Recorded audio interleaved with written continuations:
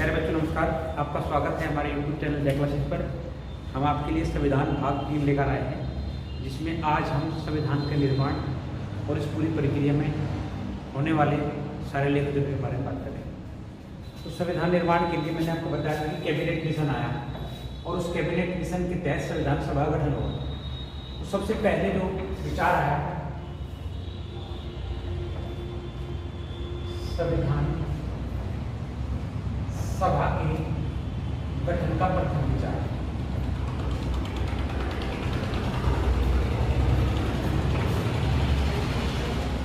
ये आया था 1924 में 1924 में और ये दिया गया था स्वराज पार्टी द्वारा।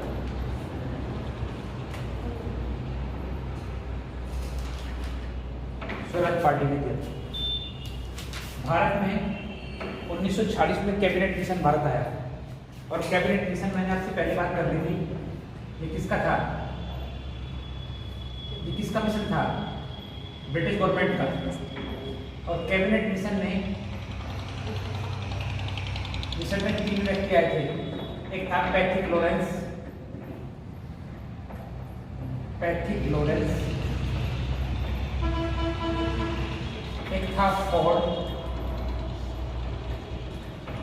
और तीसरा व्यक्ति था AB अलेक्जेंडर।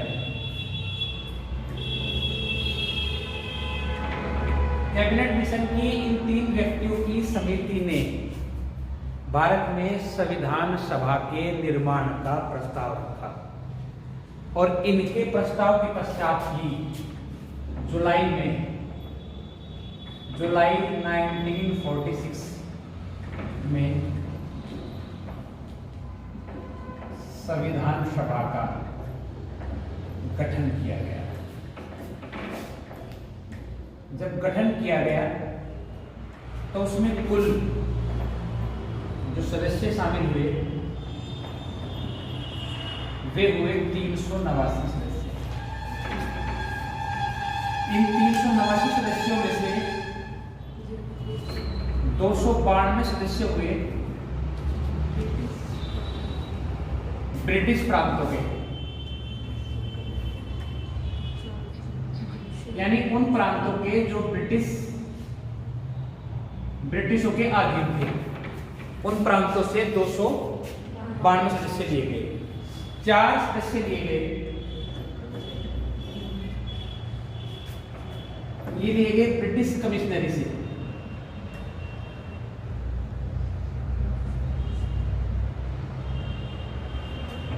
और उसके अलावा 93 सदस्य जो थे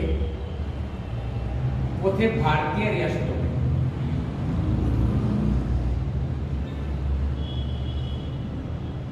जो प्रारूप कैबिनेट मिशन ने पेश किया था, उस कैबिनेट मिशन के तहत इस समिति में इतने सदस्यों को शामिल किया गया। अब हुआ ये कि जो 93 सदस्य थे भारतीय रियासतों के, जब चुनाव होगा तो ये शामिल नहीं, इनको डायरेक्टली निर्वाचन दिया जाएगा। बचेंगे 92 + 4 यानी 296। जुलाई 1946 में प्रथम चुनाव होगा। चुनाव हुए इसके लिए संविधान सभा के लिए।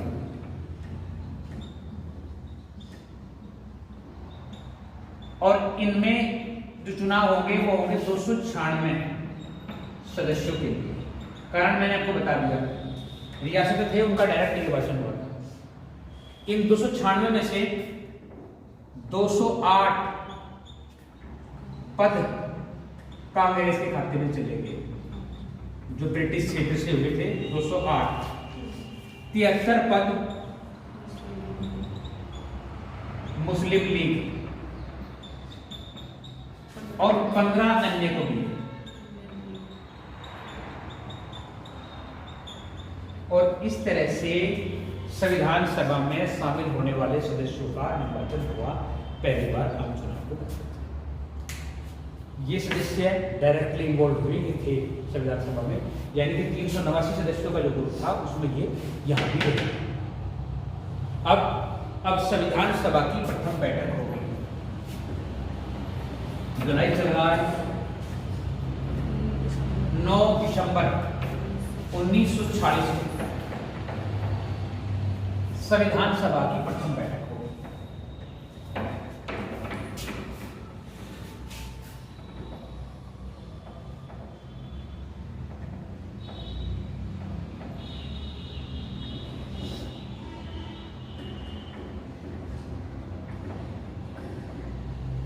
दिसंबर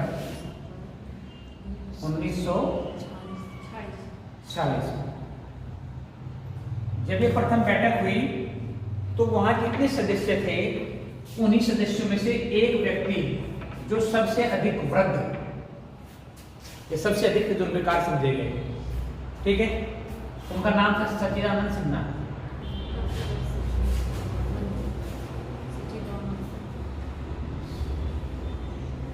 सच्चिदानंद सिन्हा इन्हें पहला अस्थायी अध्यक्ष चुना गया। चुनने का कारण मैंने आपको बताया, क्या कारण था?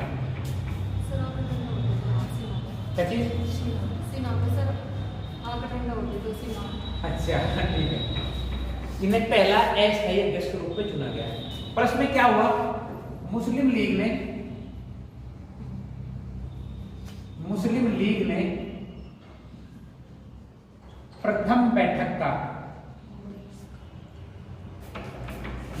बहिष्कार कर दिया और मांग कर दी। क्या मांग रखी? उन्होंने मांग रखी पाकिस्तान की।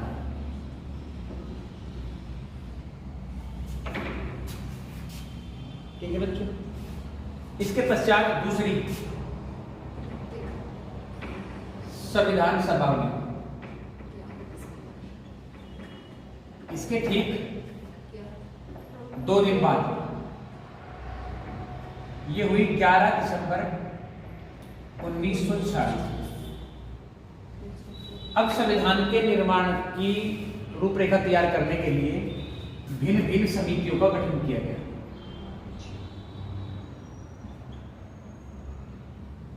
भिन्न भिन्न समिति बनाई गई और इन्हीं समितियों से एक समिति बनाई गई संविधान की प्रारूप समिति।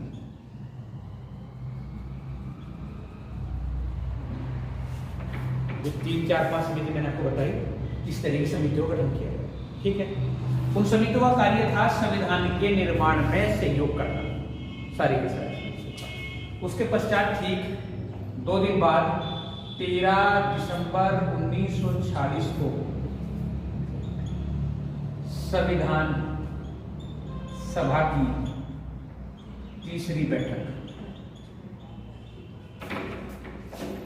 बैठक हुई और इस बैठक में पंडित जवाहरलाल नेहरू ने संविधान का उद्देश्य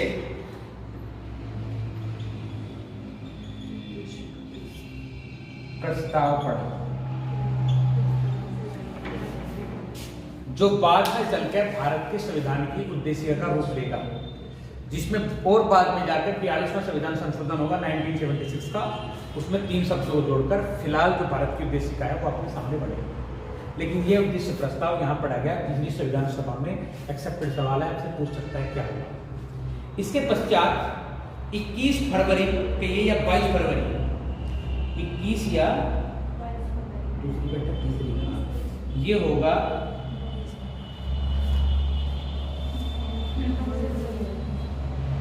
29 अगस्त को। चलो पहले आप प्रारूप बैठक 29 अगस्त 1947 को डॉक्टर BN राव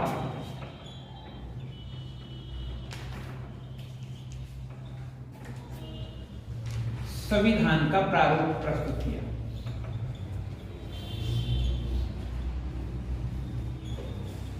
और संविधान का प्रारूप जैसे ही उन्होंने प्रस्तुत किया, तुरंत ही गठन हुआ संविधान की प्रारूप समिति का। और प्रारूप समिति के अध्यक्ष बने कौन? डॉक्टर भीमराव अम्बेडकर।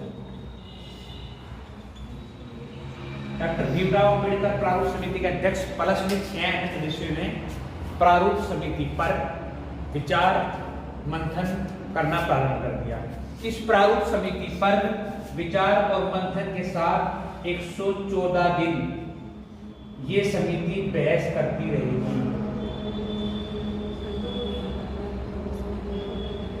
इस प्रारूप समिति पर डॉक्टर भीमराव अंबेडकर के निर्देशन में 114 दिन बहस चलेगी। इसके पश्चात एक घटना घटी, भारत से अलग होकर एक अलग राष्ट्र का निर्माण हो गया, जिसका नाम बना पाकिस्तान। जैसे ही पाकिस्तान भारत से अलग हुआ तो संविधान सभा का पुनर्गठन होगा और संविधान सभा के पुनर्गठन की का विचार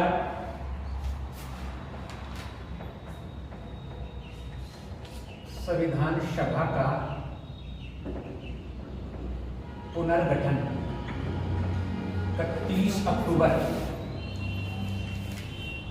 1947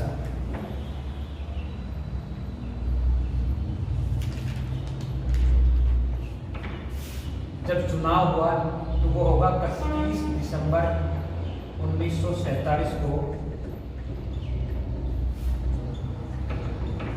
संविधान सभा का निर्वाचन फिर वही, इस बार मुस्लिम लीग निर्वाचन से बाहर। संविधान सभा में मुस्लिम लीग की सहभागिता नहीं रही, सीटें घट गई, 389 सीट थी, अब रह गई कुल सीट, कुल सदस्य संख्या रह गई आपकी 299। इसमें से प्रांतीय प्रांतीय संख्या होगी, ये हो गई 229। ब्रिटिश प्रांतों की आधी की संख्या थी वो हो गई 229, और रियासत जो भारतीय राजाओं के पास थी, रियासतों की संख्या बन गई 70। इस तरह से जब दूसरी बार संविधान सभा गठन हुआ और दूसरी बार संविधान सभा गठन के समय संख्या जो है बदलकर बढ़ गई। 21 फरवरी 1948 को 21 फरवरी 1948 को प्रारूप समिति ने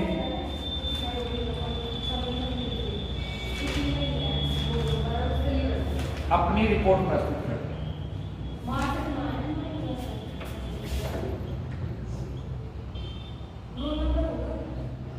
रिपोर्ट प्रस्तुत होने के पश्चात फिर चला संविधान का वाचन। तो संविधान का प्रथम वाचन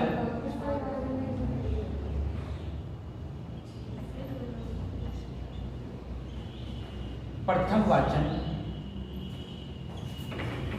4 नवंबर 1948 से 9 नवंबर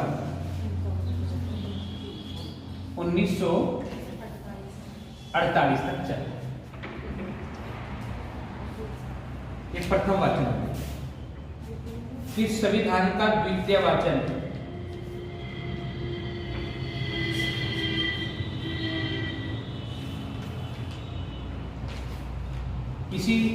इसी महीने 15 नवंबर 1948 से 17 अक्टूबर, सबसे लंबा है तीनों वचन में, 1949 तक चला। संविधान के निर्माण में दूसरे वचन का महत्वपूर्ण योगदान है, क्योंकि इसमें होने वाले मूलभूत परिवर्तन दूसरे संविधानों से आने वाले संवैधानिक सहयोग को इसी के अंदर सम्मिलित किया गया। दूसरे पर तीसरा और अंतिम संविधान का तीसरा वाचन जो है वो 14 नवंबर 1949 से 26 नवंबर 1949 तक चला। ये वो डेट आ गई जिस डेट को अंतिम वाचन के साथ भारत के संविधान को संविधान को स्वीकृति के साथ अंगीकृत कर लिया गया। आपसे पूछेगा कि किस तिथि को भारतीय संविधान अंगीकृत किया गया। यह अंतिम तिथि है तृतीय वाचन की 26 नवंबर 1949 को भारतीय संविधान को अंगीकृत कर लिया गया। भारतीय संविधान को जब अंगीकृत किया गया तो उसके भाग बच्चों, उसके भाग थे, उसमें 22 भाग थे, 395 अनुच्छेद थे एवं 8 अनुसूची थी। ठीक है, लेकिन 26 नवंबर 1949 को इन 395 अनुच्छेद में से केवल 15 को लागू किया गया। शेष कब किए गए? शेष किए गए 26 जनवरी 1950 को, यानी कि भारतीय संविधान पूर्ण रूप से 26 जनवरी 1950 को लागू। इस समिति ने और भी महत्वपूर्ण काम किए। इन्होंने और क्या काम किया समिति ने संविधान के निर्माण के लिए? इन्होंने 22 जुलाई 1947 को राष्ट्रीय ध्वज, जिसे हम जानते हैं तिरंगा, राष्ट्रीय ध्वज को स्वीकार कर लिया। और क्या कर लिया इन्होंने 24 जनवरी 1950 को राष्ट्रीय गान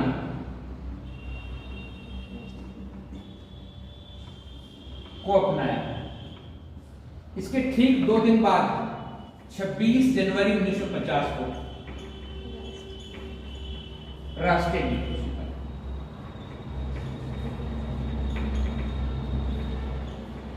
और इस तरह से भारत का संविधान हुआ। इस संवैधानिक प्रक्रिया में संविधान सभा को संविधान के निर्माण में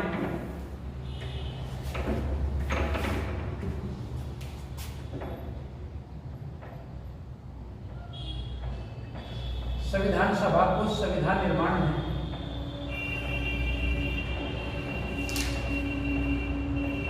2 वर्ष 11 माह एवं 18 दिन का समय। एक्सेप्टेड सवाल आपसे पूछ सकता है कितना समय संविधान के निर्माण में। यह भी आपसे पूछ सकता है कि प्रारूप समिति ने 114 दिन प्रारूप समिति की बहस में।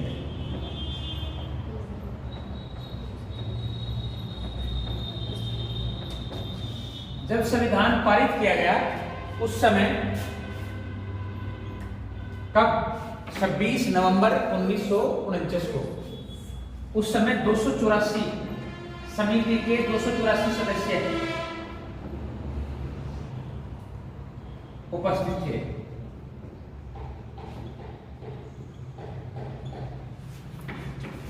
ये सारी की सारी बातें एक्सेप्टेड है। आपसे पूछ सकता है संविधान के निर्माण में खर्च, तो संविधान के निर्माण में कितना खर्चा आया? 63,96,729 रुपए का खर्चा है। अब उन समिति की बात कर ले जो मैंने आपको बताई, कौन कौन सी समिति है। उसमें समिति बताते चलो, मैं उसे देने वाला बात चलूंगा। इस पेज पे लिख ली तुम्हारे हाथ के नीचे। संचालन समिति। पहले जो समितियां बनी संविधान के निर्माण में, उनके बारे में बात कर लेते हैं। एक समिति बनी संचालन समिति,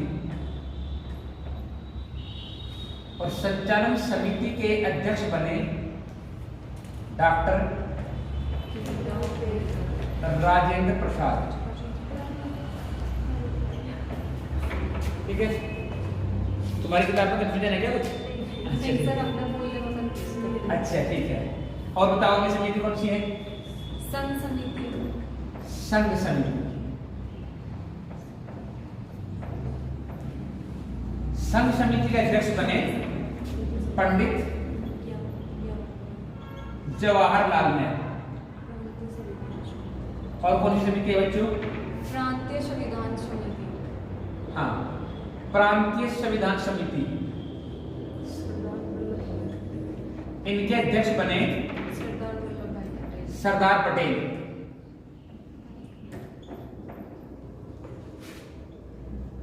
और कौन सी समिति है बच्चों? प्रारूप समिति। प्रारूप समिति तो अभी हमने बात कर लिया आपसे। प्रारूप समिति का जो ड्राफ्ट था, याद रखना, प्रारूप समिति का अगर आपसे पूछ ले कि ड्राफ्ट किसने तैयार किया है, तो ड्राफ्ट तो किया है BN राव ने, लेकिन इस समिति के अध्यक्ष थे डॉक्टर भीमराव।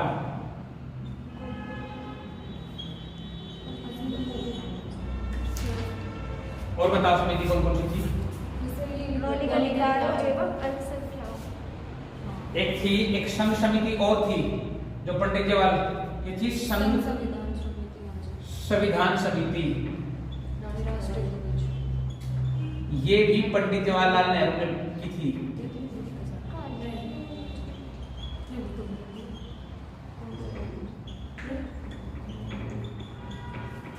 इन समितियों का निर्माण किया गया संविधान के निर्माण में सहयोग के।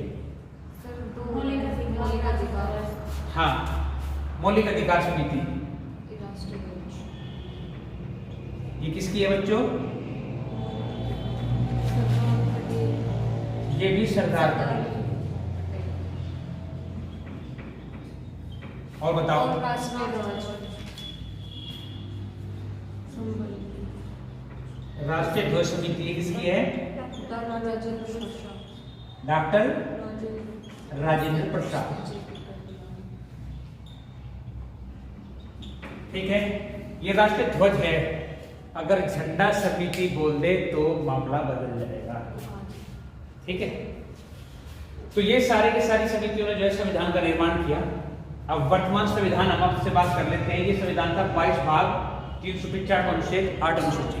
जो वर्तमान संविधान है उसमें 25 भाग हो चुके हैं।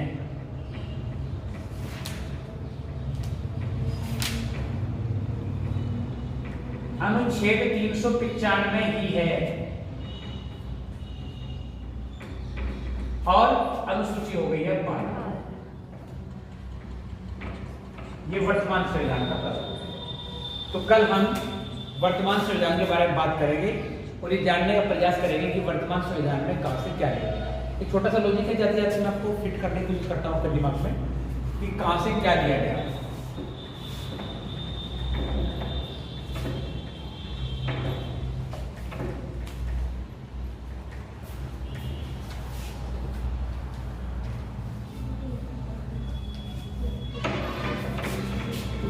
जैसे मौलिक अधिकार है, आपको याद रखना है कि हमारे मौलिक अधिकार अमर है। अमर मीन्स अमेरिका। ठीक है, जैसे मौलिक कर्तव्य है,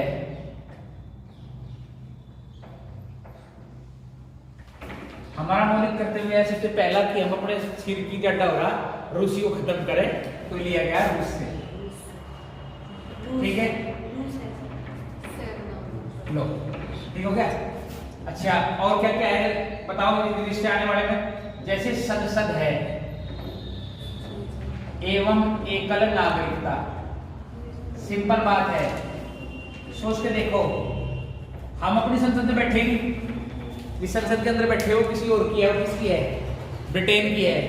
तो एकल नागरिकता और संसद हमने ब्रिटेन से ली है। ठीक है, और क्या है? नीति निदेशक तत्व। तत्व आ रहा, आयरन एक तत्व होता है, तो आयरलैंड से लिया है। आपको पता होना चाहिए, सेंस से आपको एक रीजनिंग फिट करके याद रखना पड़ेगा। अच्छा, उसके अलावा क्या है? समवर्ती सूची का सिद्धांत।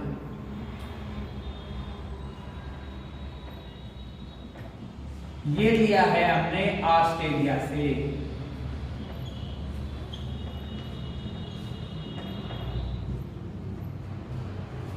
और क्या लिया है हमने? एक हमने लिया है आपातकाल, ये लिया है हमने जर्मनी से। ठीक है, और क्या हो गए? एक समवर्ती सूची का हो गया। ठीक है, ये लोग कह रही है संविधान संशोधन प्रक्रिया ये ली है दक्षिण अफ्रीका से। आप अफ्रीका भी लिख सकते हो, नो प्रॉब्लम। ठीक है, और बताओ। संघात्मक व्यवस्था। लो भाई, संघात्मक व्यवस्था ये ली हुई है कनाडा से। संघ सूची का सिद्धांत भी बोल देते हैं इसे। तो ये सारे के सारे रीजनिंग आप दिमाग में फिट कर सकते हैं। मैंने कहा मौलिक अधिकार अमर है, मौलिक करते हुए पहले रूसी खत्म करना है। जैसे संसद एवं एकल नागरिकता है, मैंने कहा था संसद जिसकी थी हमने उसी की संसद कब्जा ली, और किसकी थी यहाँ ब्रिटेन की। मैंने कहा नीति निर्देशक तत्व एक तत्व है और आयरन भी एक तत्व है, तो ये हो गया आयरलैंड। समझ में आई बात? आयरन एक तत्व है तो आयरलैंड। जैसे मैंने बोला समवर्ती सूची, सम ट्रॉली में सम, जो हमारी ट्रॉलियां होती हैं यूज करने के लिए, उसमें सम ही टायर होते हैं, 2 होंगे 4 होंगे, ऐसा तो नहीं किसी की ट्रॉली में 5 टायर हो। ठीक है, फिर तो सम का मतलब है ट्रॉलिया यानी ऑस्ट्रेलिया से। ठीक है, आपातकाल, जब किसी के पास खत्म हो जाएगा मनी तो उस पर तो स्वाभाविक रूप से आपातकाल आ जाएगा, तो आपातकाल लिया गया जर्मनी से। यह है संविधान का संशोधन प्रक्रिया। संशोधन मतलब फेर बदल, और फेर आ रहा है फ्री का अफ्रीका में, याद रहना चाहिए। और सबसे लास्ट है संघात्मक। जब आप संघ बनाएंगे तो संघ का होगा नारा, यानी कनाडा। बात खत्म। बोलो, कोई कंफ्यूजन है क्या? तो मान के चलता हूं कि आज का टॉपिक आपके लिए लाभदायक सिद्ध रहा होगा और आपने संविधान की निर्माण की प्रक्रिया को ठीक से समझा होगा।